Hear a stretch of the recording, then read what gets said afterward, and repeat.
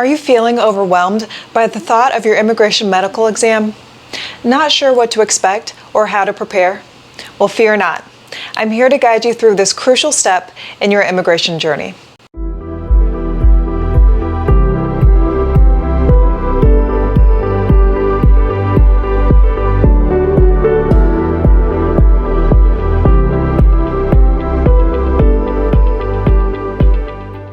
Thanks for tuning in. My name is Maitreya Brown, and I'm a U.S. immigration attorney based in Washington, D.C. I'm also the principal attorney at directusimmigration, where we work with clients in all 50 states and around the world. And also, be sure to stick around until the end to get a bonus tip on preventing or challenging a health-related denial. Now, as you may know, an immigration medical exam is necessary for immigrating to the United States and becoming a permanent resident, also known as a green card holder.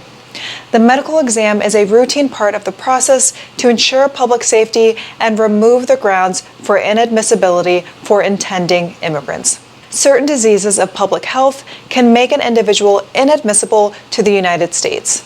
That means it could prevent the applicant from getting a green card. The exam is the process of removing those grounds of inadmissibility. We at directusimmigration can help you prepare the entire adjustment of status application, but you'll need to attend the exam on your own. Therefore, knowing what to expect and how to prepare for your medical examination is important. So let's talk about the purpose of the immigration medical exam. So the medical grounds of inadmissibility, the medical examination of foreign nationals, and the vaccinations administered to foreign nationals are designed to protect the health of the United States population. The immigration medical examination, the resulting medical examination report, and the vaccination record provide the information that USCIS uses to determine if a foreign national meets the health-related standards for admissibility. Any of these four basic medical conditions may make an applicant inadmissible on health-related grounds. Communicable diseases of public health significance, an immigrant's failure to show proof of required vaccinations, physical or mental disorder with associated harmful behavior, or drug abuse or addiction. The immigration medical examination is not a complete physical examination. Its purpose is to screen for specific medical conditions relevant to U.S. immigration law. The U.S. government doesn't require the doctor to evaluate you for any conditions except those the U.S. Public Health Service specifies for U.S. immigration purposes. Likewise, the government doesn't need the doctor to provide you with a diagnosis or treatment even if they discover other issues related to your health. It is important to note that this examination is not a substitute for a full physical examination, consultation, diagnosis, or treatment by your primary healthcare provider. Now, you won't be able to go to just any doctor for your immigration medical exam. A government-approved doctor must perform the examination. Outside of the United States, the U.S. Embassy or consulate will refer you to an authorized panel physician. Applicants applying inside the United States will go to a civil surgeon. In both situations, they are doctors authorized to administer your exam. Suppose you apply for an immigrant visa through a U.S. embassy or consulate, which is also known as consular processing. In that case, they will provide a list of panel physicians certified by the Department of State, and in most cases, you'll have a choice of physicians. But it's also best to check with the procedure at your local consulate. You generally need to schedule an appointment before the panel physician will see you. Now, the National Visa Center will tell consular applicants when it's time to schedule the appointment. You must complete the medical exam and vaccinations before your scheduled immigrant visa date. When applying inside the U.S., the exam results must be signed by the doctor no more than 60 days before you submit Form I-485. The results are valid for 2 years from the date of the signature. In preparation of the medical examination, you will need to take several items. This list will vary based on the location of your exam. So if you are attending an exam outside of the United States, the U.S. Embassy will give you specific guidance for your country. However, you will generally need to take the following items to an immigration medical exam: a valid passport or other government-issued photo identification, vaccination records, Form I-693, which is that report of medical examination and vaccination report, the required fee, which varies by doctor. If applying abroad, the required number of U.S. passport photos, so be sure to check with your consulate office. And if anyone in your family is immigrating with learning disabilities, report the condition and any special education or supervision requirements. If you are being treated for a chronic medical condition or taking medications regularly, a list of medications. If you've had a previous positive skin test for tuberculosis, the tuberculosis certificate from your doctor proving that you were adequately treated.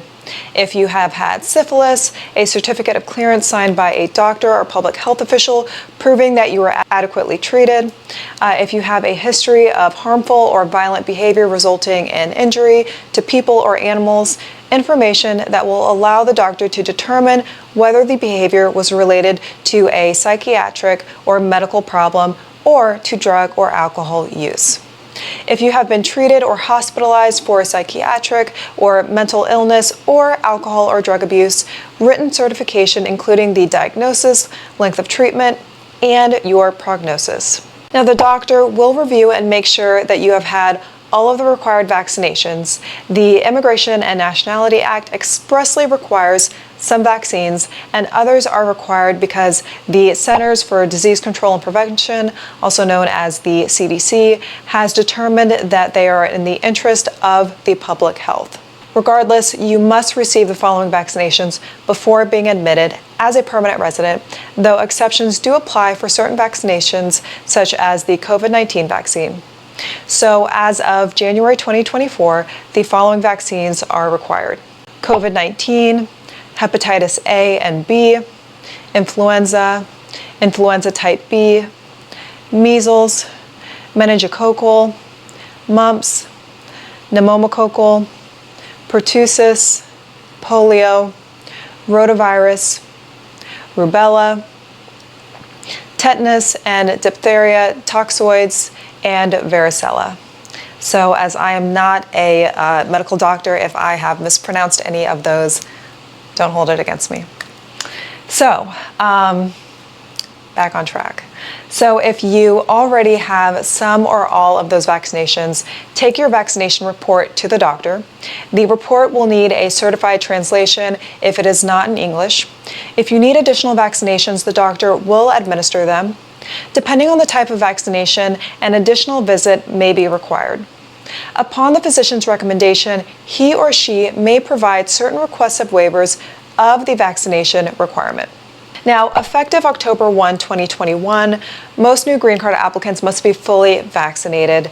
If not vaccinated, the U.S. government will consider them inadmissible to the U.S. And this, of course, is specific to COVID-19 as well as the other vaccines. And this applies to adjustment of status applicants inside the U.S. and consular processing applicants outside of the U.S. So immigration officials may require people to get revaccinated with an FDA-approved vaccine if they initially received a COVID-19 vaccine not currently authorized in the U.S.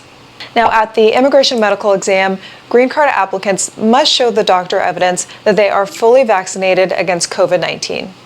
Acceptable forms of proof include the official vaccination record and a copy of a medical chart. And the record should include the dates the applicant received the vaccine and, if available, the name and manufacturer and lot number. Now, certain applicants may be entitled to a waiver for the COVID-19 vaccination requirement, and waivers can be provided for the following: age, contraindication, which is the negative reaction to the vaccine, vaccines not routinely being available, and religious or moral convictions that are extensively documented. The doctor or a member of the doctor's staff will ask questions about your medical history. Of particular interest to the doctor is any time you have ever stayed in a hospital or experienced significant events in your health history, been put in an institution for a chronic physical or mental condition, or been sick or disabled so seriously that it resulted in a substantial departure from a normal state of well-being or level of functioning. The doctor will ask about specific questions about habitual drug use, Applicants who are found to be drug abusers or addicts are inadmissible. Recovering drug addicts who are in remission, however, are admissible. If you have a history of drug abuse, even if it's not in your medical records, consult with an immigration attorney before attending the green card medical exam. Now, let's talk about physical exams. So the doctor will then give you a physical examination. Typically, the physical examination includes examining your eyes, ears, nose, and throat, extremities, heart, lungs, abdomen, lymph nodes, skin, and external genitalia. The doctor will also order a chest x-ray and blood test to check for syphilis. Children will generally be excused from the x-ray and blood test requirements, and if you are pregnant, contact your respective embassy or consular office to inquire about a postponement. The doctor will perform a mental status exam assessing your intelligence, thought, comprehension, judgment, mood, and behavior. So, especially for the mood, make sure that you are well fed before you go to the doctor so you're not upset. Applicants with physical or mental disorders and harmful behavior associated with those disorders are inadmissible. The inadmissibility grounds is divided into two subcategories, and that is the current physical or mental disorders with associated harmful behavior and past physical or mental disorders with associated harmful behavior that is likely to recur or lead to other harmful behavior. Now, let's talk about the cost of that immigration medical exam. So costs for immigration medical exams can vary significantly based on the country where they will be performed and the specific doctor. Prices can vary anywhere from $100 to over $400. The U.S. government doesn't set a standard fee, so the cost will depend on the doctor you visit. Therefore, check with a few doctors to find out how much each one charges for your immigration medical exam. You should also consider the indirect costs of the exam, as you may need to travel to the interview city early for the medical exam. Now, what happens after completing the examination depends on your location. In some countries, the panel physician will send the results directly to the U.S. Embassy, and in other countries, the doctor will give the applicant his or her medical exam results in a sealed envelope, which the applicant must take to the interview and be sure to keep it sealed. So if your immigration medical exam is inside the U.S., the civil surgeon will give you a completed Form I-693, which is, again, that report for medical examination and vaccination report, in a sealed envelope. Do not open the envelope under any circumstances. Submit the medical exam along with Form I-45, which is that adjustment of status application. If you have already filed your adjustment of status application, submit the envelope at the USCIS green card interview or upon USCIS requesting it in a request for evidence. The results of your immigration medical exam are generally valid for 2 years. So as promised, here's some bonus information that you may not know about. A relative seeking a green card generally would not be denied on medical grounds if they have a cold at the time of the medical exam or have a chronic but well-managed disease such as diabetes or heart disease, are HIV positive, previously had one of the communicable diseases previously listed and have since been cured. If, however, a relative seeking a green card has been previously tested positive for a health-related condition that could lead to the denial of their application, it's important to show USCIS or the State Department that you have been successfully treated.